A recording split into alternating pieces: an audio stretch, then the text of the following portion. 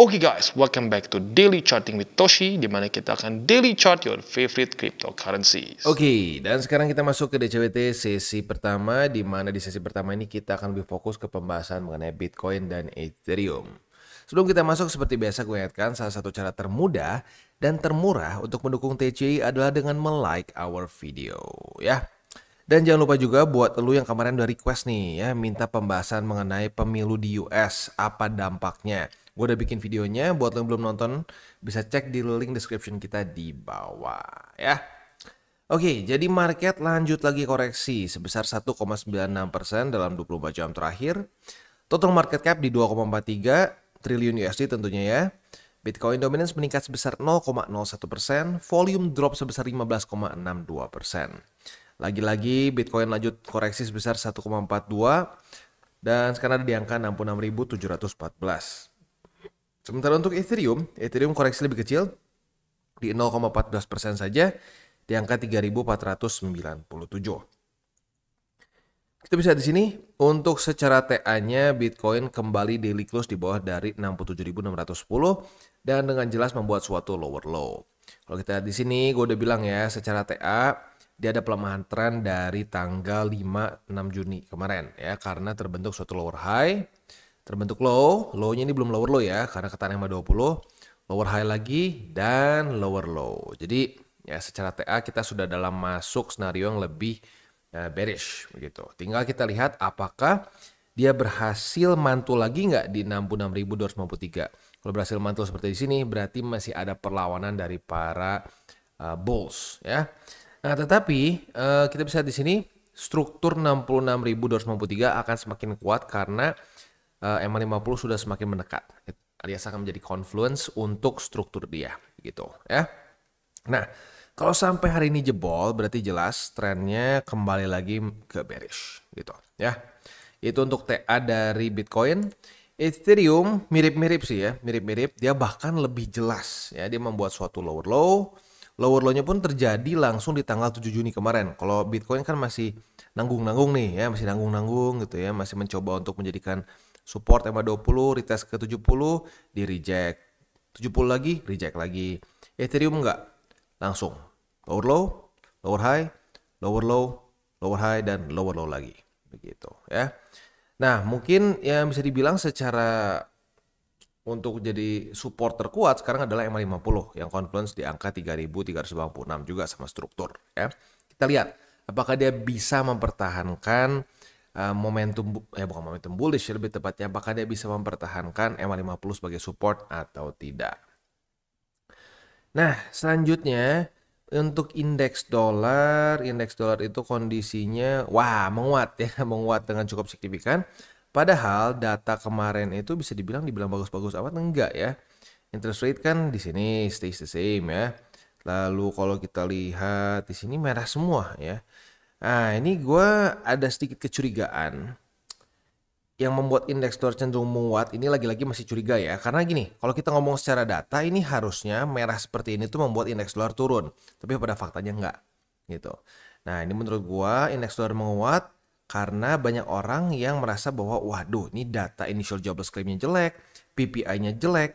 Gini caranya lama-lama US bisa resesi gitu. Nah, kalau lu mikir bahwa aduh ini bisa ada potensi resesi, kira-kira ngapain?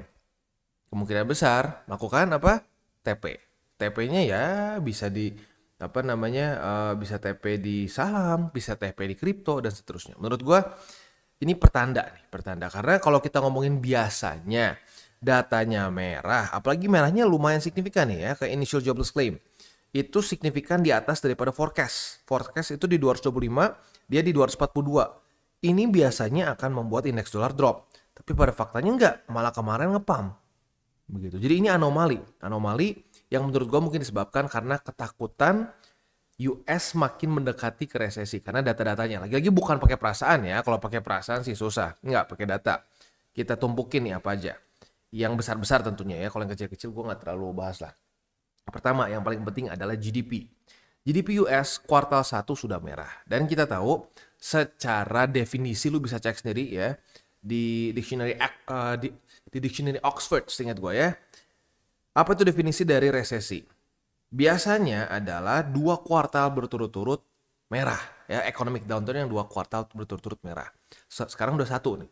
Kalau sampai kuartal selanjutnya merah lagi, kita secara de facto sudah masuk dalam apa? Definisi resesi di US. Ya.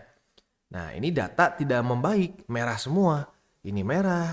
Kemarin hari ini ya, tinggal kita lihat lagi nih ya. Kita masih ada 30-year bond auction. Nah, ini juga nih.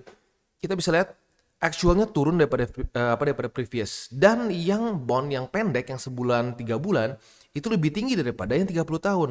Jadi kebayang nggak kalau lu beli bond, duit lu di hold 30 tahun, ini kayak mungkin SBN lah ya, lu tahu kan ada yang floating tuh ya.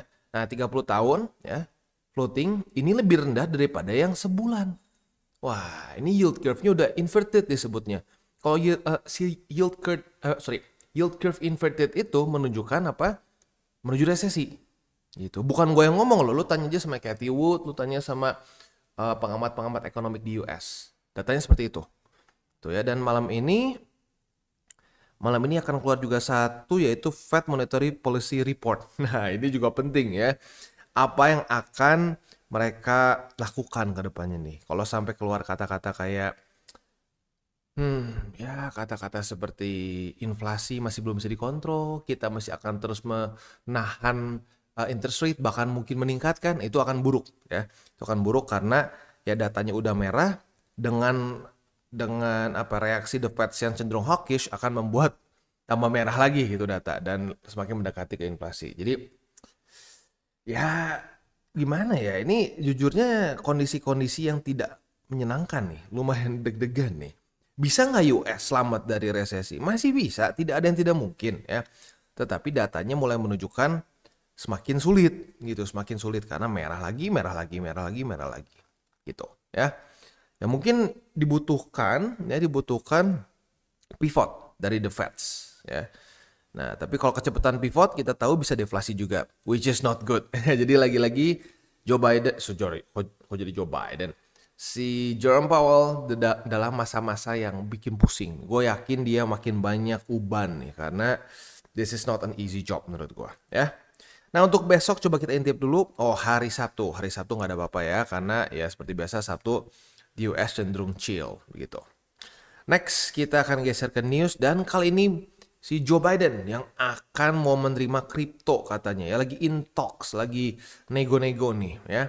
Kenapa? Ya karena lagi-lagi menurut gua tim PR-nya kalau si Joe Biden sih menurut gua udah nggak kepikir apa-apa ya karena lu lihat sendiri video-videonya Joe Biden tuh udah pikun kalau menurut gua ya jatuh lagi ngomong suka nggak nyambung dan seterusnya ya. Jadi ya kata gua tim PR-nya ngerasa bahwa dia sekarang jelek di mata pencinta kripto. Ya iyalah coba ya di zaman SEC-nya dia tuh semuanya tuh ganasnya luar biasa ya. Ripple dihajar terus, Coinbase dihajar, Binance dihajar. Ya, cuma dia satu aja yang dia lumayan tuh ya urusan ETF. Tapi ETF pun menurut gue bukan gara-gara Joe Biden. Tapi gara-gara SEC takut sama BlackRock. Ya, seperti yang gue bilang, BlackRock itu approval rate-nya itu lebih dari 95% loh. ETF-ETF yang diajukan oleh BlackRock, lebih dari 95% di-approve oleh SEC. Jadi kalau mau si Biden bilang, oh di zaman gue nih ETF di-approve. Menurut gua enggak sih, itu lebih kerjaan BlackRock dibandingin si Biden. Karena Biden, ya lu bisa lihat orang-orang Demokrat kayak Elizabeth Warren, paling mungkin Demokrat yang pro kripto yang gua tahu tuh si itu Bobby Junior ya, anaknya dari ya si Bobby ya, Bobby Kennedy yang ditembak, ya itu dua-duanya gila ya, JFK ditembak, Bobby ditembak, moga-moga si Bobby Junior gak ditembak. Cuma dia tuh yang setahu gua memang sudah dari kapan-kapan tuh memang pro kripto. Tapi sisanya orang-orang Demokrat tuh cenderung anti ya. Jadi ya ini mungkin adalah PR move dari si Joe Biden. Next si MicroStrategy lagi-lagi mau beli BTC ya. Dia sedang menyiapkan dana 500 juta USD ya, in stock sale lagi ya. Dia jual saham untuk beli lagi BTC. Ya ini gila sih ya, si Sailor ini luar biasa. Ya tapi terbukti dia sudah profit gila sih sebenarnya. Padahal baru dari cycle kemarin, tapi udah profit gila. Jadi lagi-lagi Bitcoin ya, walaupun short termnya kita dalam ada resiko resesi dan seterusnya, tapi kalau lu tutup mata lihat 3-4 tahun ke depan sih menurut gua it's good. Lo akan profitable, ya. Oke, jadi kurang lebih seperti itu secara makronya untuk hari ini. Selanjutnya kita akan geser ke buy limit. Tetapi sebelum kita masuk ke buy limit, seperti biasa gua akan disclaimer dulu bahwa semua konten dari TCI bukanlah financial advice. Ini semua bentuknya adalah edukasi. Lalu bagaimana cara untuk mendukung TCI? Ada banyak caranya. Lu bisa like our video, bisa share our video, atau juga bisa menggunakan link referral kita di bawah. Nah, sekarang kita akan dengar dulu pesan-pesan dari sponsor kita pada hari ini. Oke, today's video is brought to you by Bybit. Di mana di Bybit ini kita bisa melakukan berbagai macam hal, ya, mulai dari yang newbie sampai yang sudah advance. Buat mungkin lo merasa bahwa, aduh bang, gue masih nggak ngerti nih TA, gue masih nggak ngerti charting dan seterusnya, tapi pengen akumulasi, pengen DCA murni. Bisa, lo tinggal masuk ke sini one click buy, di mana lo bisa pilih lo mau pakai apa, ya, fiatnya. Lo tinggal pilih juga asetnya apa, ya. Misalkan lo pengen akumulasi BTC. Misalkan setiap hari Senin jam 7 pagi, misalkan gue pengen akumulasi BTC sebesar 100.000 rupiah misalkan, ya. Lu bisa langsung lakukan di sini. Bisa peer to peer, bisa Dana, Bank BRI, dan lain-lain. Ini gila ya, bisa pakai BCA Mobile dan seterusnya. Jadi Bybit ini memang cocok banget buat orang-orang yang tinggal di Indo, ya. Bisa langsung pakai bank-bank yang memang sudah biasa kita pakai di Indo, ya. Nah, buat yang intermediate sampai advance juga di sini ada spot, nah, dan juga ada leverage tokens, dan tentu juga ada derivatives trading, di mana kita bisa menggunakan kontrak yang USDT maupun USDC. Jadi di sini lo bisa pakai USDC, ya, karena nggak semua exchanger bisa menerima untuk futuresnya pakai USDC, ya. Dan tentu juga lo bisa earning bunga juga dari kripto lo dan lain-lain. Dan tentu juga di sini kita bisa melakukan copy trade, ya, di mana copy trade dari Bybit ini sudah cukup terkenal, ya, dan kita bisa mendapatkan keuntungan juga. First copy trade kita bisa ada protection 100 USDT loss coverage, ya, dan seterusnya, ya. Jadi buat lo yang tertarik bisa silakan pakai. Klik di link referral kita di bawah.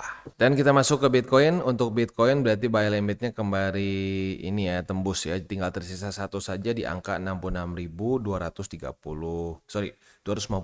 ya. Itu untuk posisi spot di Bitcoin. Untuk posisi futuresnya kemarin sudah terjadi retest pertama di angka 66.253 sebagai support.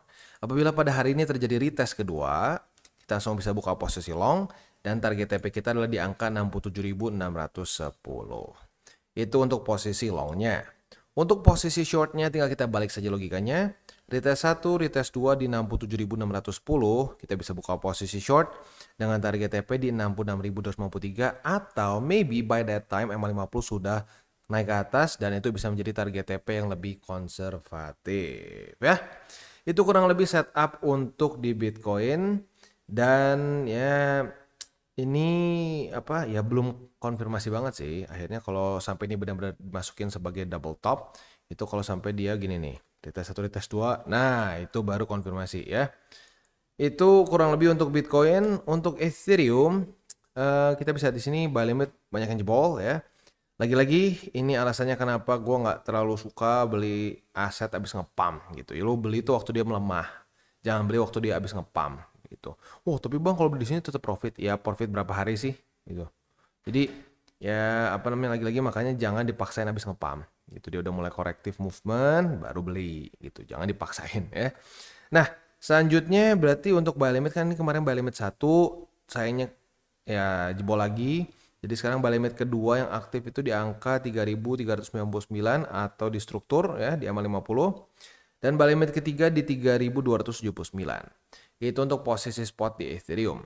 Untuk posisi futuresnya, retest 1, retest 2 di 3.521 sebagai resisten. Kita bisa buka posisi short dengan target TP kita di MA50. Sementara untuk posisi longnya tinggal kita balik saja logikanya. Retest 1, retest 2 di MA50 sebagai support. Kita bisa buka posisi long dengan target TP di 3.521. Begitu, ya. Itu kurang lebih untuk Bitcoin dan Ethereum. Buat lu yang pengen pair favorit lu dimasukin ke DCWT sesi kedua, boleh komen di bawah. Apabila cukup banyak demandnya, kita akan masukkan ke DCWT sesi kedua. Dan sekali lagi, ya, advice untuk para newbies yang benar-benar masih buta kripto, nggak ngerti TA, nggak ngerti fundamental, please kalau bisa ya porto lu tuh heavy-nya di Bitcoin dan Ethereum begitu. Karena kenapa? Kalau sampai lu gagal TP, ya mungkin terlalu overconfident, mungkin malah waktu turun panik cut loss dan seterusnya, ya kalau cut loss susah ya. Kalau misalkan apa ya kesannya, lu eh, FOMO dan seterusnya gitu ya. Nah, lu dengan BTC Ethereum jelek-jeleknya di cycle selanjutnya itu akan cenderung outperform alts. Sementara alts bukan cuma outperform, kadang-kadang kalau lu nggak research yang benar, lu beli alts asal itu bukan cuma ke outperform tapi malah hilang gitu. Itu terjadi di gua di 2016 cycle pertama gua ya. Gua pikir semua kripto naik-naik aja. Ternyata ya cukup juga banyak altcoins yang mati. Gitu lu bandingin deh. 2016, 2020 itu altsnya berbeda-beda banget. Sekarang pun yang top itu berbeda dibandingkan dengan cycle kemarin. Ya, makanya sekali lagi reminder jangan kebanyakan altcoins buat lo yang masih newbie ya. Oke guys, jadi itu adalah akhir dari segmen DCWT kita pada hari ini. Dan jangan lupa bagi kalian yang merasakan manfaat dari segmen ini, jangan lupa untuk share ke teman-teman kalian. Dan apabila lu pengen mensupport channel kita, ya TCI, jangan lupa untuk menggunakan link referral kita di bawah. Nggak wajib ya, tetapi apabila lu menggunakan link referral kita di bawah, ada macam-macam ya, dari Bybit, Huobi, Maxi, toko kripto, dan banyak lagi ya. Ya, walaupun nggak wajib, tapi kalau menggunakan link referral kita, lu secara langsung membantu perkembangan dari TCI. Dan satu lagi, jangan lupa juga untuk join Telegram group kita, di mana kita bisa ngobrol-ngobrol santai mengenai dunia cryptocurrency secara dua arah. So, jangan lupa untuk like, subscribe, klik the bell icon, and see you on the next video.